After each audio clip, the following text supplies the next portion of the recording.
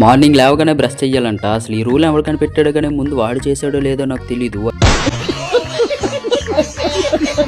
అయితే నేను అలా నా బ్రష్ బాక్స్ దగ్గరికి వెళ్ళి బ్రష్ తీసుకున్నాను. కానీ నా టంగ్ క్లీనర్ దగ్గర కొంచెం కన్ఫ్యూజ్ అయిపోయాను. నాదేదో కూడా నేను మర్చిపోయాను. ఏంట్రా పేస్ట్ ఎత్తితే ఎక్కడ దొరకట్లేదని చూస్తే తీరా చూస్తే ఆ బాక్స్ లోపల ఉన్నది. మళ్ళీ బాక్స్ ఎక్కడ ఉన్నది యాజిటీస్ అక్కడ పెట్టేశాను. ఎందుకంటే మా అమ్మతో మామూలుగా ఉండదు. అయితే బ్రష్ పట్టుకొని అలా మేడపైకి వెళ్ళి మొత్తం వ్యూ అంతా చూసుకుని బ్రష్ చేద్దాం అనుకుని వెళ్ళాను. తీరా చూస్తే నా ముందుకు ఏదో వచ్చేస్తుంది. ఏదో కాదు, అది డంబుల్ అనమాట.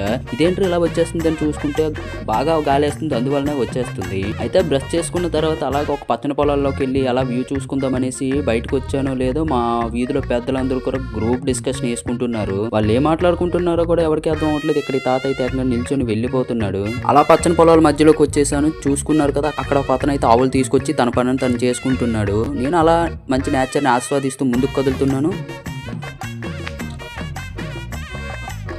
చూడండి, అక్కడ జొన్నసేనులు కూడా ఉన్నాయి. జొన్నసేను మధ్యలో వెళ్ళినప్పుడు నాకు ఒక్కటే భయం వేస్తుంది. ఎందుకంటే మధ్యలో ఏమైనా నక్కల గట్టు వచ్చేస్తే ఏమనేసి.